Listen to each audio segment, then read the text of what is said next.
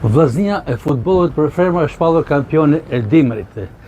Një paraqitje dinjitoze skuadrës Kuqin Blu, që merita kryesore shkon edhe për trajnerin Nikolin Leka. Profesor, urime për trofeun kampion i dimrit. Faleminderit shumë për jush. Po ishte një fazë e parë e mbyllën në mënyrën e duhur, siç e kishim edhe parashikuar. Dhe 8 ndeshje, 8 fitore në vendin e parë me 24 pikë, 5 pikë diferencë me vendin e dytë. Dhe ndeshjet fazën e parë, megjithëse ndeshjet i kishim me ekipet rivale, i kishim jashtë fushës tonë, si me Flijen e Shkollës me Gramshin, i fituam të dyja, i fituam me fitore bindëse, me një lojë të jashtëzakonisht e mirë, pra në përgjithësi jam i kënaqur për si fazë e parë. Përveç fillimit para fazës parë, që ishte fillimi i ndeshjeve të kupave të Europës, nuk dolëm aty ku kërkoshim medalë, nuk ishim pritshmëritë tona. Kjo pak edhe short i vështirë që na ra, sidomos me ekipin e Interit, por në kampionatin shqiptar, kampionatin kombëtar, bëmë paraqitje e duhura, ashtu siç kishim dëshirën edhe, ashtu që kishim kërkuar dhe kishim punuar. Profesor, 8 ndeshje, 8 fitore, 24 pikë dhe vllaznia e para si tha më herët, por në këto 8 ndeshje, cilin e keni më tepër për zemër që klasifikator për ju? Shiko, kemi për zemër. Ekipet rivale nuk kemi pas për zemër, sepse kemi ekipe rivale. 3 ekipe, Firi, Gramshi dhe Durrësi janë ekipet rivale që do të jenë si mjet, paktën siç u pa në fazën e parë, por i vetmi ekip që na ka vënë në vështirësi të rezultati, jo si të paraqitja, të loja, të dominimi që i bëmë atij ekip, ishte ekipi i Durrësit, që fituam 1-0 minutën 19, por aty ekipi jonë dominon gjitha drejtimet lojën, por nuk po delte goli dhe me një gol fituam ndeshjen. Pra janë 3 ekipe rivale që në fazën e dytë them që ndoshta edhe me merkato mund të përforcohen, nuk e di, por them që do të jenë rivale edhe në fazën e dytë, deri në fazën play-off saj.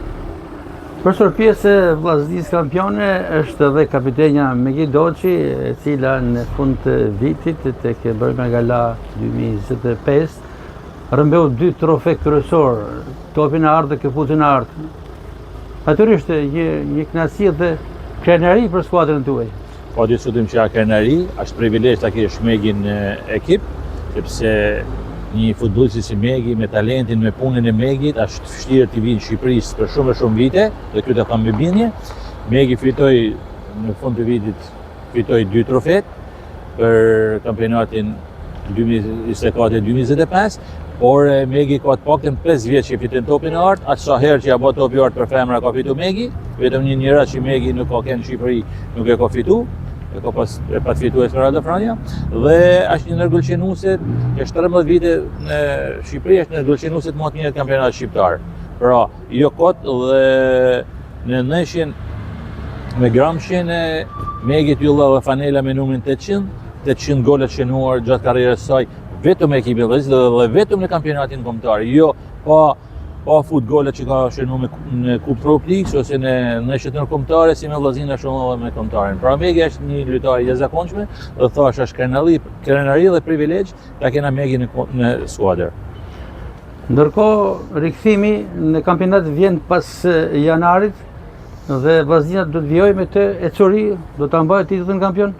Po, normalisht do të ecim me këtë histori, përkundazi do ta përmirësojmë edhe më tepër lojën, sidomos lojën para portës, aty ku kena Çalupat në fazën e parë, dhe vllaznia do të ecin me këtë histori, se do të shkojmë drejt aty në rezultateve, drejt objektivave që i kemi vënë vetes për titullin kampion.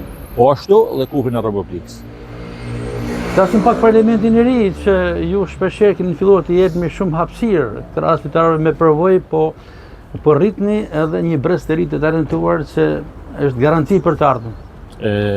Normalisht, krahas lojtarëve kryesorë në ekip, janë edhe lojtarët që janë më të reja, ne jena të dallan mundësinë që këto lojtarë të aktivizohen sa më tepër, që të marrin minuta, që të jenë të gatshme në momentin që kur paraqitet momenti për mu fut. Dhe normalisht kjo është objektivi i klubit tonë, përpos titujve kampion që kërkojmë i marrë çdo vit, kërkojmë që të rrisim sa më tepër elementin e ri. Dhe jo me kot, është edhe ekipi i U17 i vllaznisë, që është 5 vite kampion, këtë vit kryeson Po ashtu kampionatin shqiptar të U17, që është trajner Paula Jaku, dhe aty kena elemente të ri, pra i gërshetojmë elementi ri me brezin e vjetër, me elementin e vjetër, që të vllaznia t'jenë sa më përpara edhe në këtë drejtim.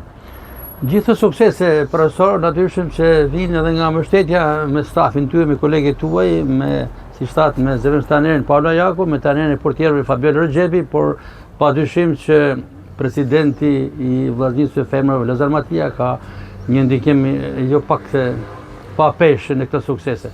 Jo, nuk ka ndikim pak pa peshë, aja pesha kryesore e ekipit tonë, është pesha kryesore e futbollit femrave në Shqipëri, promotori në gjithçka. Po? Investimet e tija, puna e tij, menaxhimi i tij e kanë bërë vllaznin që t'jena në këtë pozicion ku jemi sot, si në kampionatin shqiptar ashtu në Europë, dhe unë do ta falenderoj jashtëzakonisht shumë për punën e jashtëzakonishme që bën te ekipi i futbollit femrave në Shqipëri dhe te vllaznia pa diskutim. Por gjithashtu unë falenderoj edhe kolegët e mi, Paula Jaku dhe Fabiola Rexhepi, që stafin tim që i punojnë çdo ditë, pa u lodh me përkushtim. Falenderoj edhe ekipin mjekësor, stafin mjekësor Arben Mlojen dhe Redi Mlojen, që i punojnë ata jashtëzakonisht shumë me ne.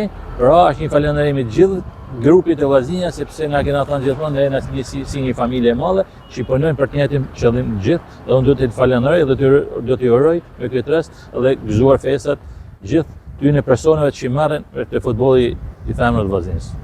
Profesor, faleminderit.